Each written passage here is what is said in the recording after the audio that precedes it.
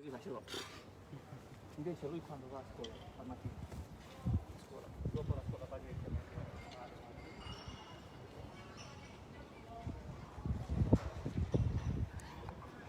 Welcome back, everybody, to today's live stream event of the century. The only time maybe ever that you're going to get to see the Vatican Museum almost completely empty. So I'm going to do my best to give you as much of a tour as I can. I can't promise anything because the signal is not so great.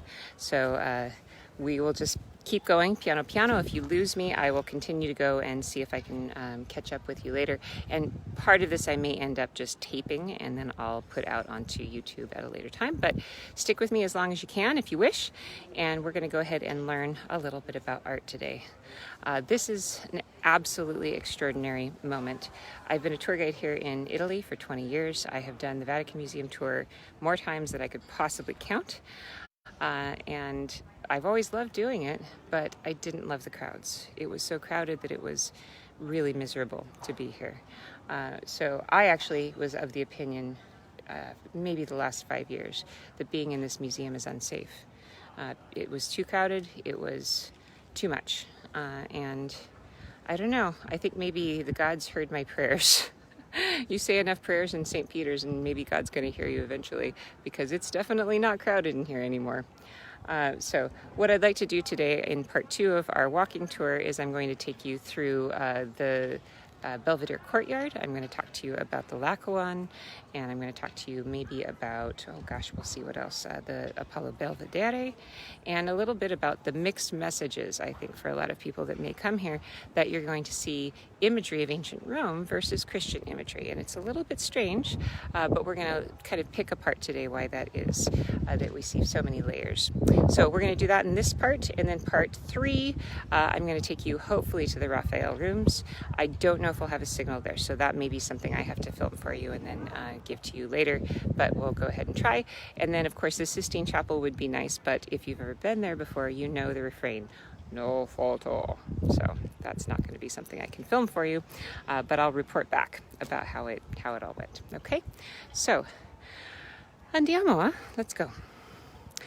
So now we are in the Cortile della Pina, the courtyard of the pine cone. And this used to be very different. You can see over here, the buildings here are kind of orangey colored.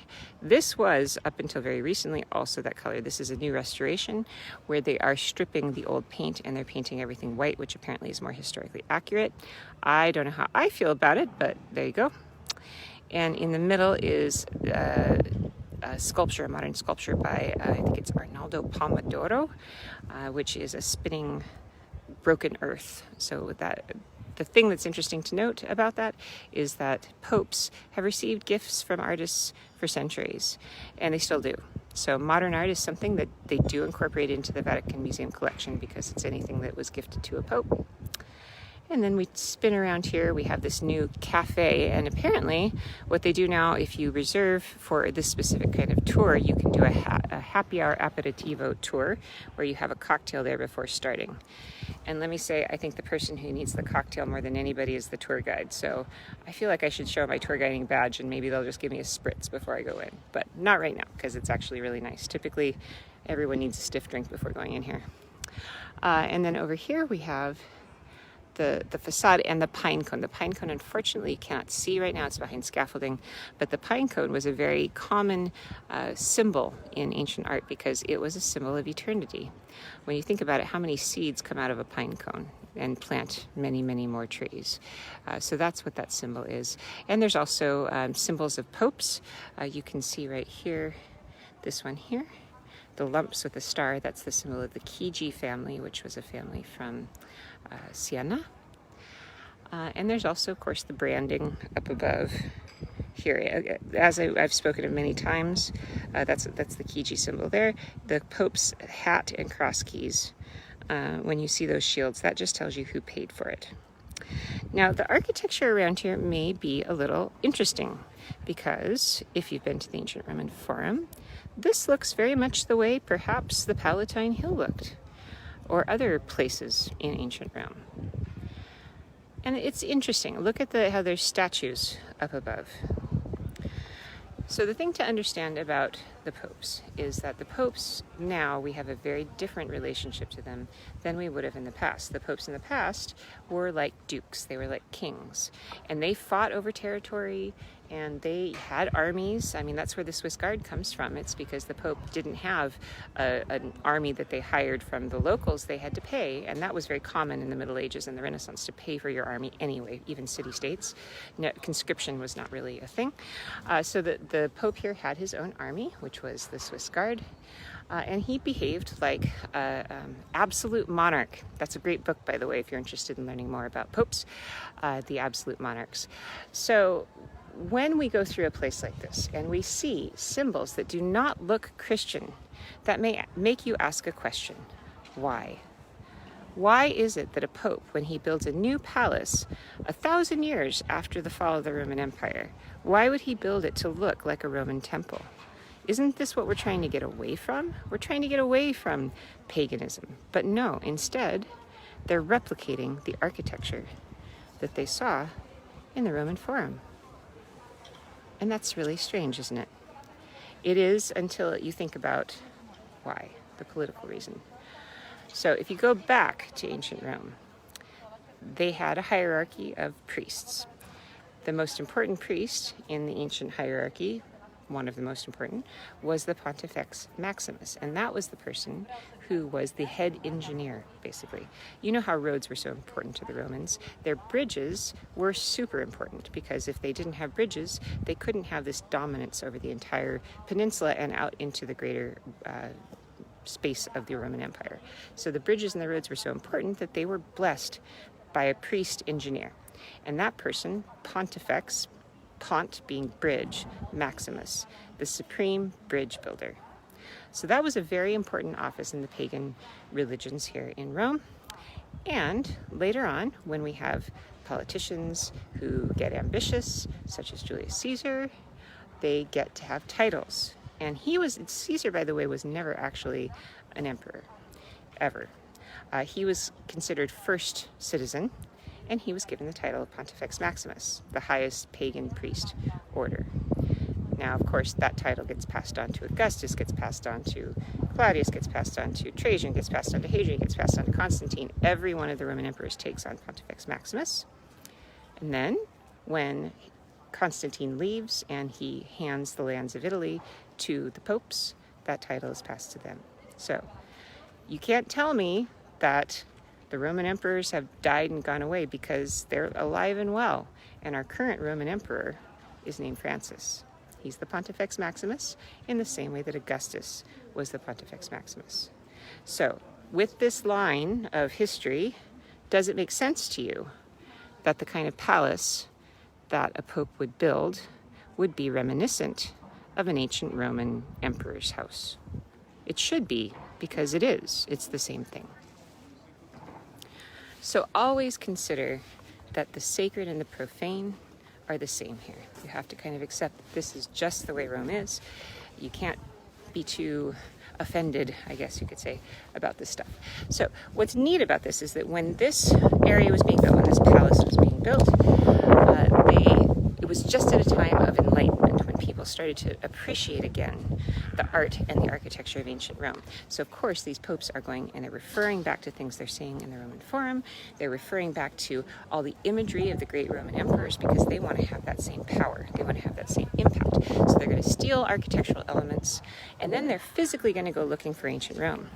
They're going to be looking for all the pieces of ancient Rome, and they want to celebrate the fact that they've inherited ancient Rome and the great traditions by digging up all of the great pieces of art. So there is an ambitious campaign by the popes, and this is in the 1400s, to start renovating Rome. And along with that, some of these artworks start to come to light and actually gain an appreciation as well. So with that in mind, I know that's a bit of a lengthy introduction, but that is why the beginning of our tour at the Vatican Museum always begins with ancient art. So today we're going to start with some busts, and then we're going to head in to see the Laocoon and a few other pieces of ancient art. So hang on to your cup of coffee, pop yourself some popcorn, let's have a look. Okay, so typically speaking, Romans who were patricians, upper class people, would have busts in their homes. It's not just people who were emperors and kings that got busts, although obviously there's more of them. But some of these faces that you're seeing here were just patricians. This was a slave. I can guarantee you this was a slave, this portrait, because he has the cap, the Frisian cap, which would have symbolized that. So maybe that was a favorite slave of somebody, of a homeowner. Look at the ladies with all of their funny hairstyles. I think it's fun to kind of relate to them. I love this woman here with her ponytail like that. There's some really weird ones too. I grew up in the 80s, and so the Big Bang movement, that was something that was started by the Romans, I can guarantee you. But what's really neat, we have these emperors here, but look there's even children. Look how tender some of these children are. So sweet. So busts are an important part of Roman culture. And that is because when people die here, they don't have Instagram or anything like that. So there's no way to remember what your ancestors look like. And remember that memory is important to the Romans. Memory is everything. And so the best way to retain the memory of your ancestors is to have a bust done of them. And then you have it on a shelf like this in your house. So you have sort of your hall of ancestors. So some of these are famous people, but a lot of them are not. Oh yeah, look at this woman here. My sister was really good at the 80s bangs.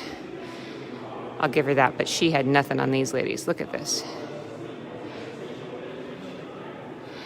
So if you had ancestors in your home and you had them lined up on a shelf, you would, on special holidays, take them out and parade them to make sure that they stayed in people's memories. So they'd have special days where you might carry the bust of your grandfather or something like this. They would also sort of decorate them, and add cloth or whatever. But remember, these were all painted, so they would have looked like the actual face of the people. I've even read accounts of how the women with the funny hairstyles, if a later relative thought that their hairstyle went out of date, they would have interchangeable hairstyles. They would get new hairstyles carved, and they would save their ancestors from a lifetime of bad hair days. So lots of fun, I think, with these different busts.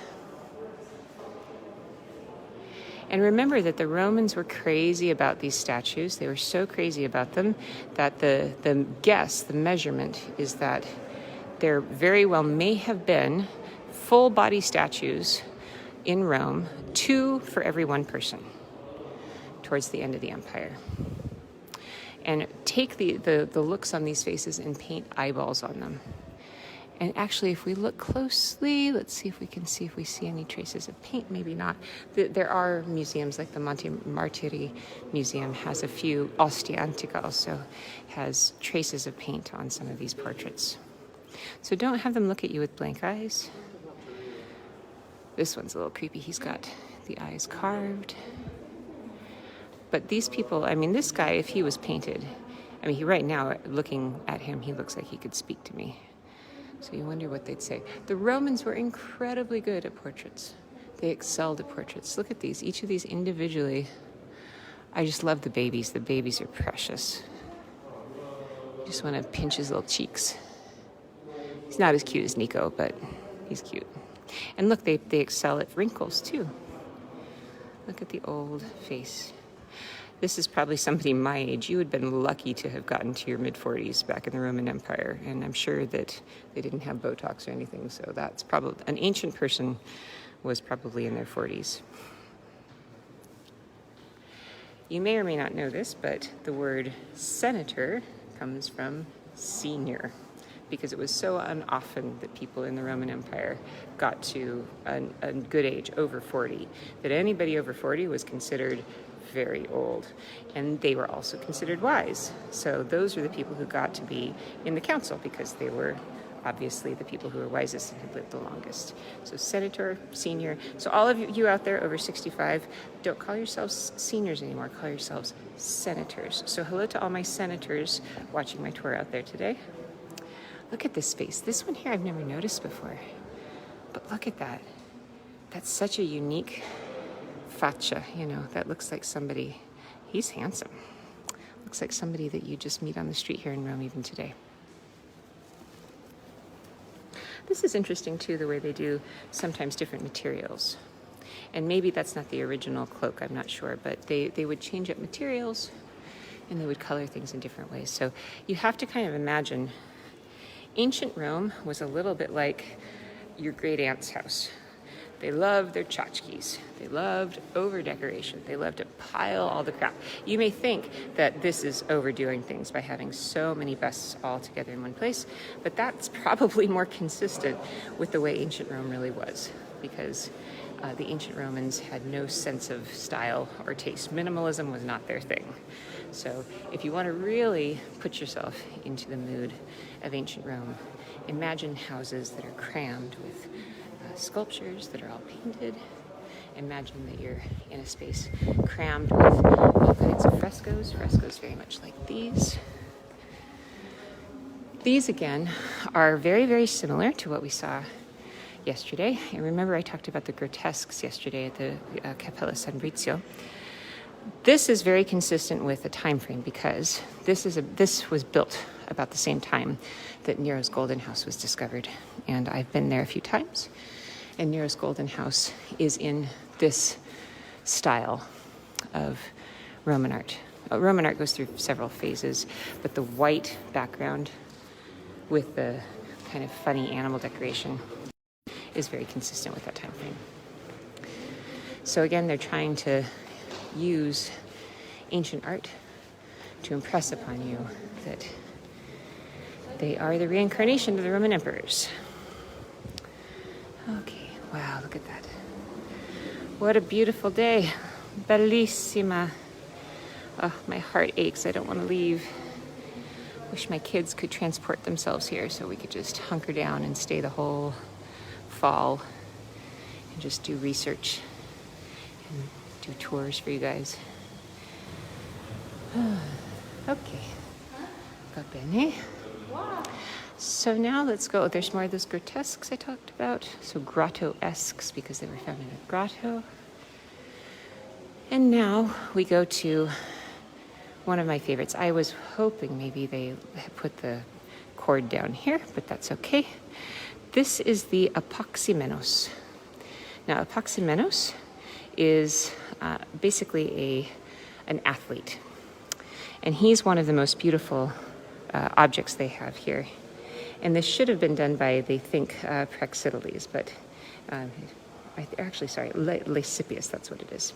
Lysippus was the one, and he's a very, very famous Greek artist. So Lysippus did this around the year 320 BC. And what's important to know is this is not the original. This one here is a Roman copy of a Greek original. And I know that immediately, and I'll tell you how. If I zoom in, first of all, it's marble. The Greeks did sculpt out of marble, but more typically, they did bronze.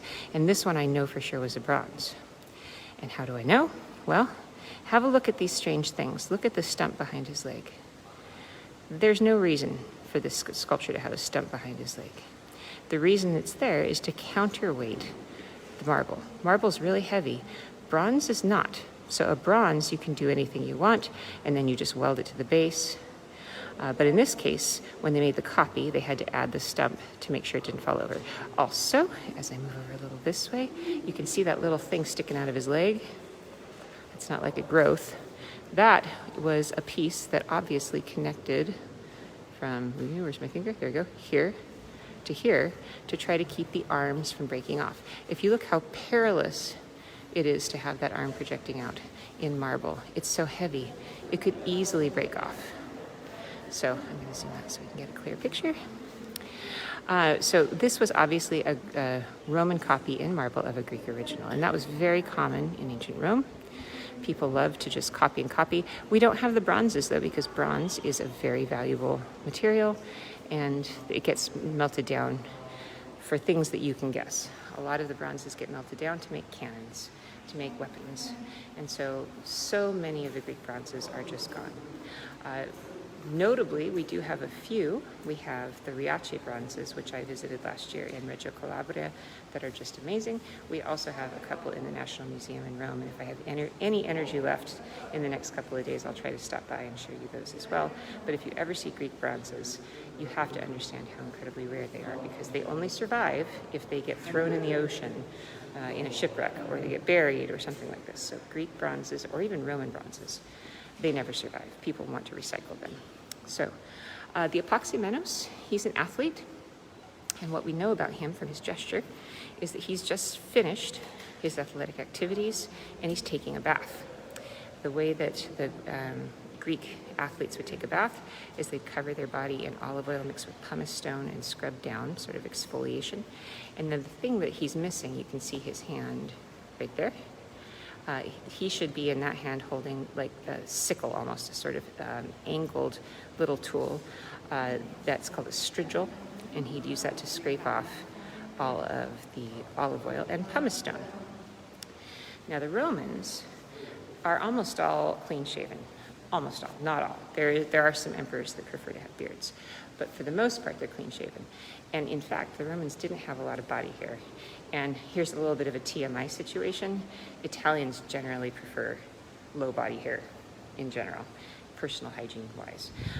So because of the fact that they were always using the strigil to take off, to bathe like that, when they scraped off the pumice and the olive oil, they take off their body hair as well. Now, years later, they're going to meet people who don't bathe like that, what we call barbarians. And part of the reason that they really loathed the barbarians was because they thought they had horrible personal hygiene, and they were hairy. They were these hairy people. So here's another view out the city of Rome. You can see the Palazzo di Giustizia there, and you can see the Victor Emmanuel monument. I did have a request to go to the Victor Emmanuel monument. I will try to do that. I'm not sure if I'll be able to get all of your requests in, but I will try. I only have a couple more days here, so I'll do as much as I can. All right, everybody's doing okay, I hope. For some reason, I'm not getting your comments in, so I appreciate any comments you may make, but I'm sorry if I don't respond to them because I'm not getting very many of them. All right, now we're in the Belvedere Courtyard. Belvedere means full view. On a normal day, this would be packed like sardines, but not so much today. So we are missing the Apollo Belvedere, who is under restoration, but the same things that go for him go for the Epoxy Menos. It's a Roman copy of a Greek original. He is very well loved because of the fact that he is harmonious. He's also standing, you can see in the image here, in contrapposto, which is one leg taking all the weight. And this is the classical beauty that is going to be very, very admired by the Romans and then later by the Renaissance artists. So this particular statue was really something that inspired Renaissance artists once it was found. And Michelangelo, of course, really loved this one. And the hair and the face, if they look familiar, you may have seen somebody with that hair and face before in Florence in the Accademia. So let's go ahead and have a little spin around. These are all tombs and bathtubs, actual bathtubs. I know it's hard to believe, but these came from baths throughout the city of Rome. And I'm going to take you over to see the most important part, but I want to let this other person finish his spiegazione because he's kind of noisy. On our way over, you can see that a lot of the art here is just mix and match, kind of pasted back together. But again, now that you know, when you're looking at this particular piece of art, I bet you can identify right away Roman copy of something else. Yeah, it might have been bronze in the past because we have the little splits like that. Remember, marble is really delicate, so sometimes it doesn't quite work. This is a river god. I know it's a river god immediately. I don't know which river, but it's a river god immediately because he's laying down. So anytime we see river gods, that's the first thing that we know. And then these beautiful tombs, marble tombs. Okay, so now I'm going to take you over to see the lacquer one. So this is one of our greatest pieces here in the museum. Let me see if I can duck in this way typically I wouldn't be able to get anywhere near this for you guys, but here we are. Okay. So this is the Laocoon. All right. So this is the rock star of the museum in terms of sculptures. It is possible that this is an original Greek marble. I've read conflicting accounts, but we do think it is an original Greek marble. And in that case, it is extraordinary because Greek marbles generally don't leave Greece. Too fragile. But this sculpture was so complicated and so elegant that even during ancient Roman times, it was considered to be a great antiquity, because consider the Greeks had the height of their culture in the 5th century BC. So think about 420, 430 BC. But the height of the Roman Empire is going to be 600-700 years later. So 600 or 700 years later, after the height of ancient Greece, you're going to have Romans who want this art. So this one here, in 1506, it was found. It was found on the Esquiline, and it was something really amazing. We don't have any idea about when it was made. They think this particular piece was done in late Greek art, and Greece was basically failing by the beginning of the turn of the millennium. So they think this is probably from about 40 BC. But this is a different style. It's called Hellenistic art. So ancient Greek art goes through several styles. One is archaic, where it's very stiff. One is classical Greek art, like the Epoxy Menos. And then this is late Greek art, which is this Hellenistic style that's kind of the overflowering of art. Now, as we talk about art history, I might do an art history course later this year if you guys would like to join me, a series of lectures, because something important to note is that nothing changes. Humanity doesn't change. Things are always the same. And we have this kind of pace in ancient Greek art, very stiff. Archaic art moves into very elegant, kind of high classical art, moves into this overflowering of the movement, which is Hellenistic. Same thing happens during the Renaissance. Pre-Renaissance, the Gothic art, very stiff. Renaissance art, very graceful and elegant. And then we have the next phase, which is Baroque, the overflowering of the movement. And I always think that Hellenistic and Baroque art, it's when we combine art and action, art and opera, okay? So here's the story behind this one. The Laocoon, he was a priest, and he understood during the Trojan War that the Trojan horse was full of bad guys. I'm really oversimplifying. And so he went to warn the people of his city that the Trojan horse was full of bad guys. And of course, Athena wanted her people to win. So what she did was send snakes from the river or the lake or the sea or whatever.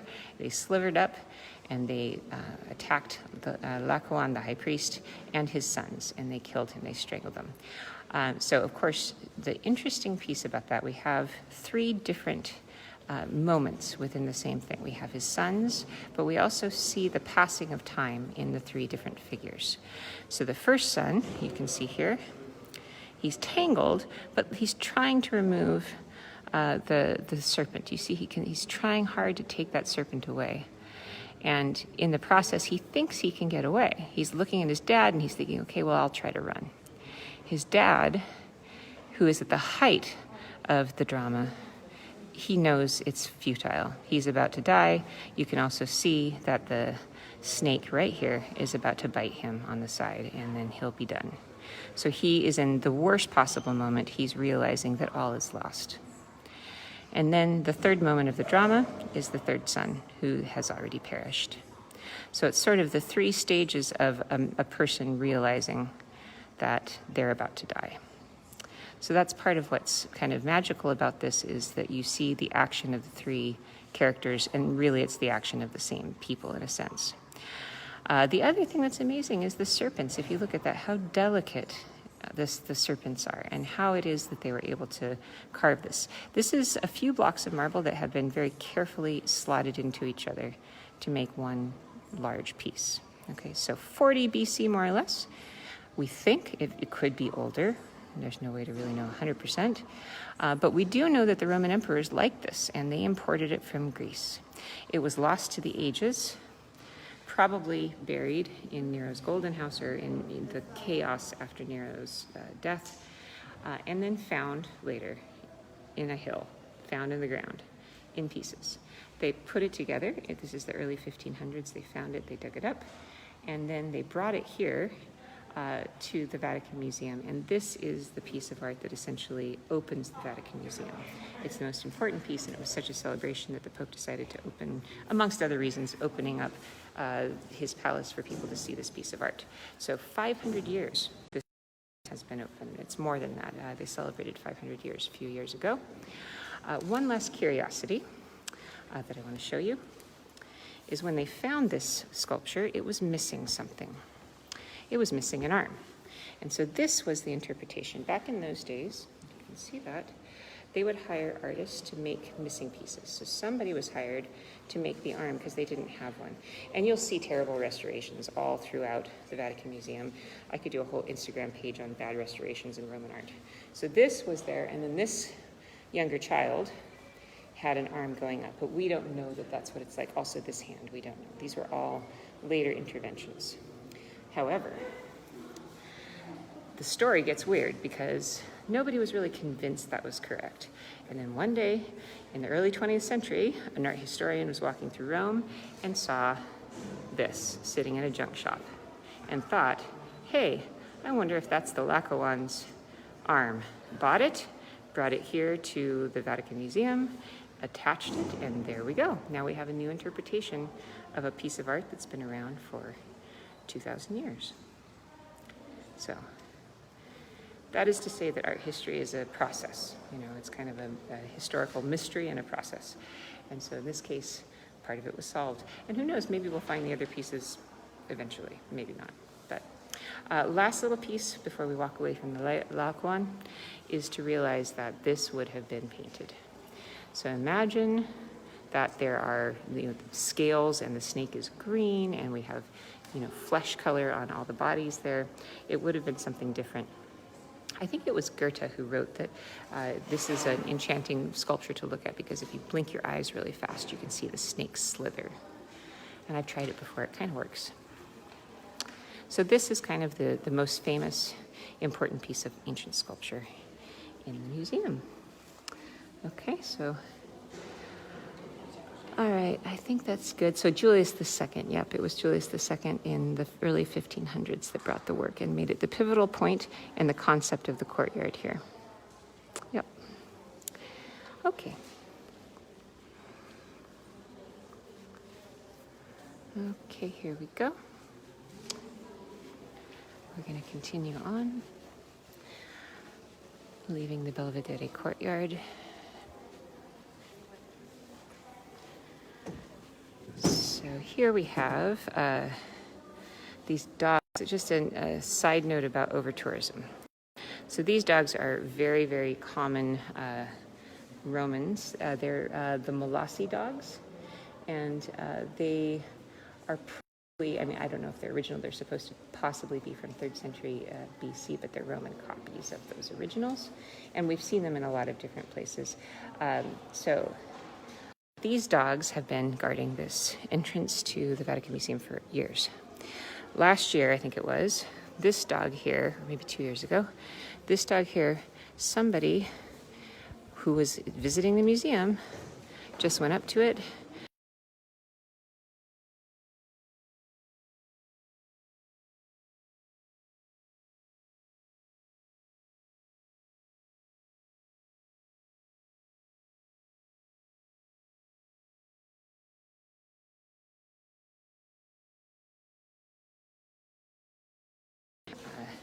people were not respectful. I don't think that they ever found the jaw of the dog. They just had a replica made, but that was a really terrible tragedy for that piece of art because it's been there for years. But just some foolish tourist stuck their hand in to take a picture and broke it off, and apparently they took the piece that they broke. What I found so shocking is there are no security cameras, so they never knew who did it.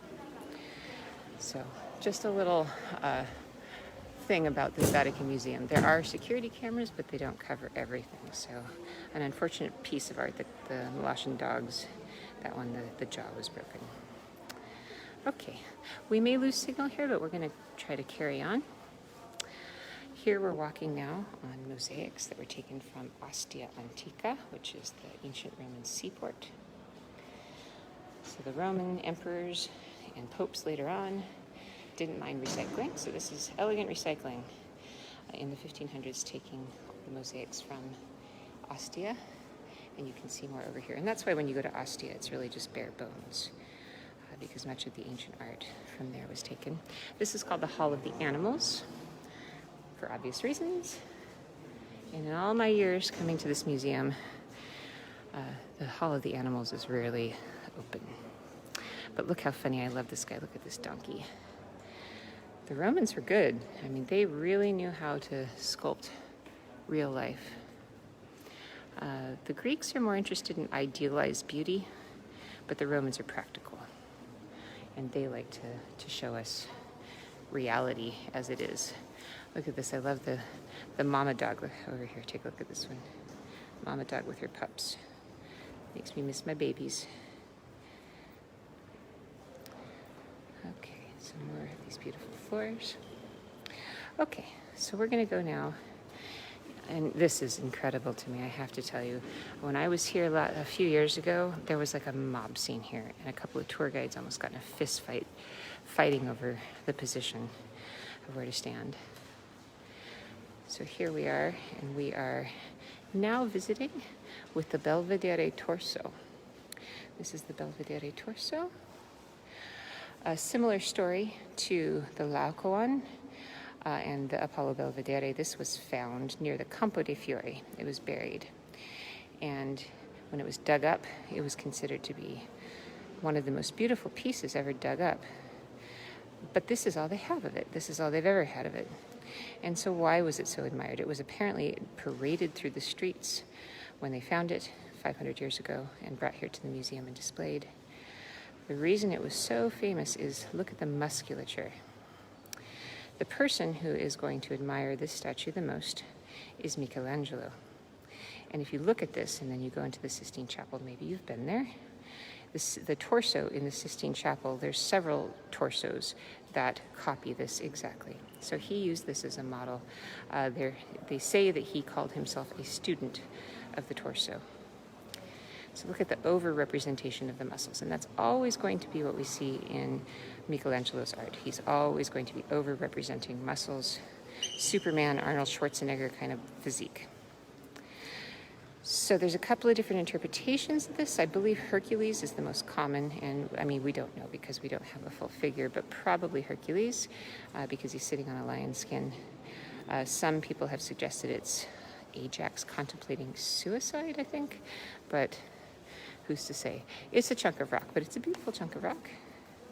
And look at how beautiful the back is. I have to say, I do admire men's backs and backsides. Look at that. Beautiful musculature there.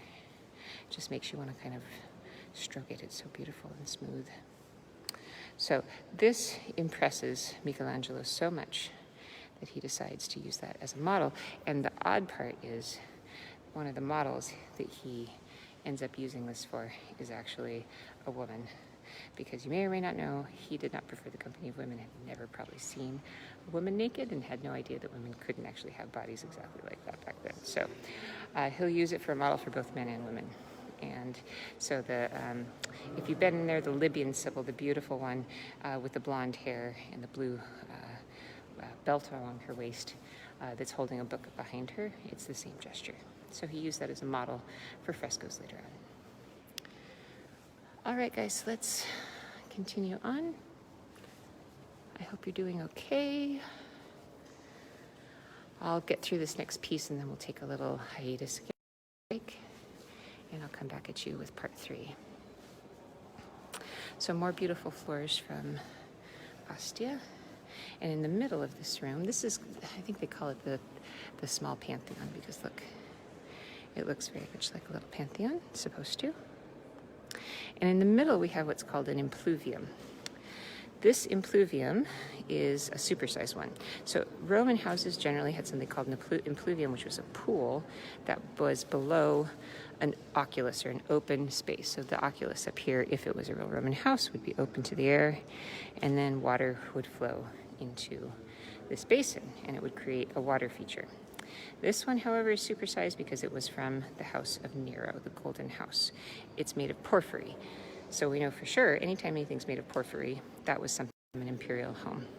So this is a crazy one. I read once, I think, that he or his wife or somebody bathed in donkey's milk or something in this Impluvium, but I don't know that that's true. So supersized Impluvium, more beautiful mosaics.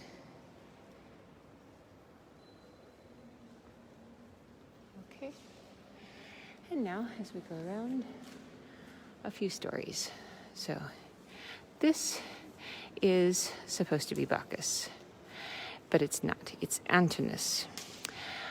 Antinous is a little bit of a tragic love story. Look how beautiful this face is. And you need to note this particular face because you're going to see it over and over and over again if you are in Rome, in every museum. It'll always be under a different name, though. It'll be athlete, child, man, god, whatever. So it's a little bit of a sad story. And the sad story goes that there is a Roman emperor, Hadrian, and he's going to be in the 2nd century AD, so in the 100s, and this is him here. Hadrian was one of the best emperors, in my opinion. He was an architect.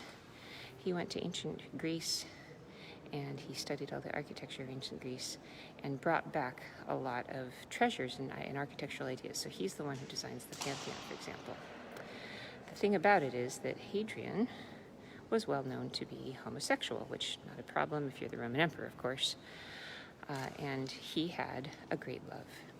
And that great love was this man over here, Antinous. Not the man with the camera, but the statue. This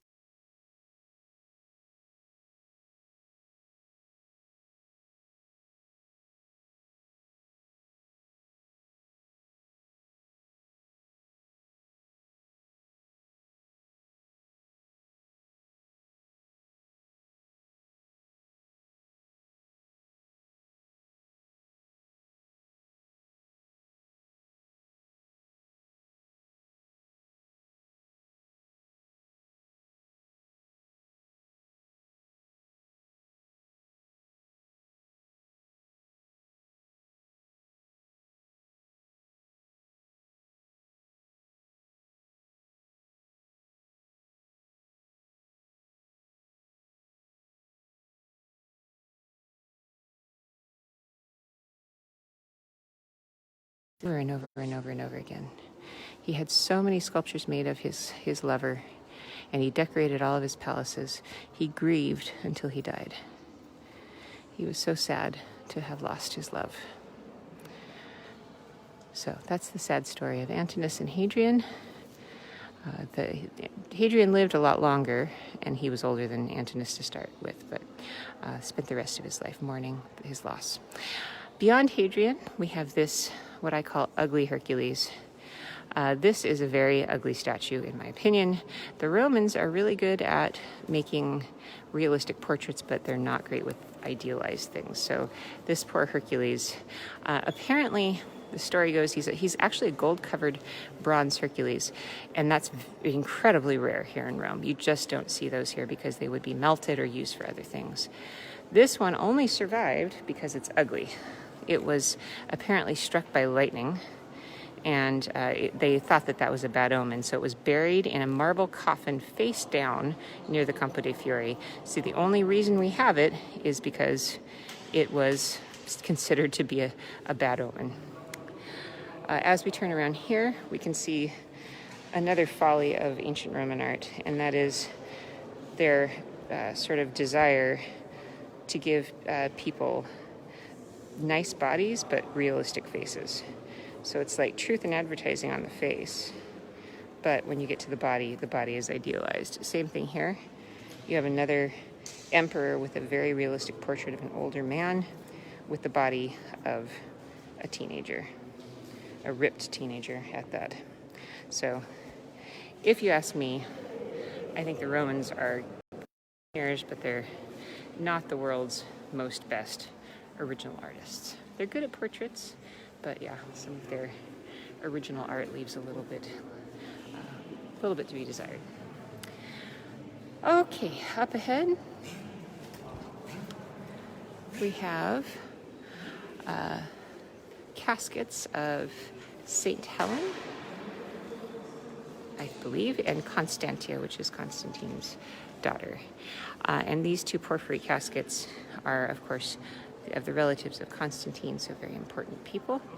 You would think that the sweet little babies, that's what you'd choose for your mom, right, if she died?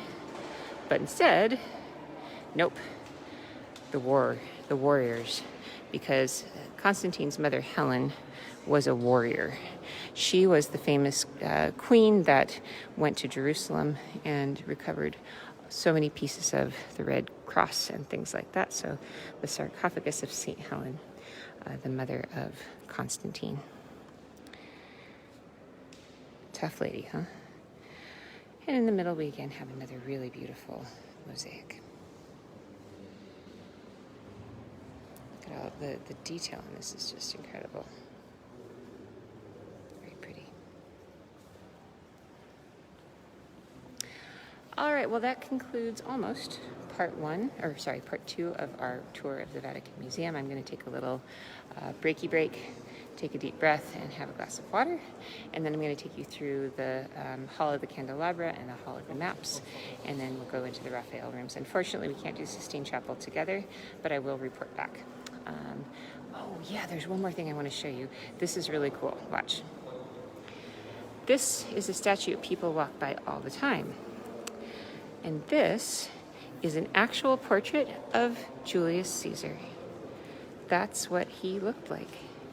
So now you have a face to put to the stories. Et tu, Brute? That's what he seems to be asking right there. When have you ever seen the portrait of Julius Caesar? You see Augustus all the time, but Julius Caesar, not really. So that's what he really looked like.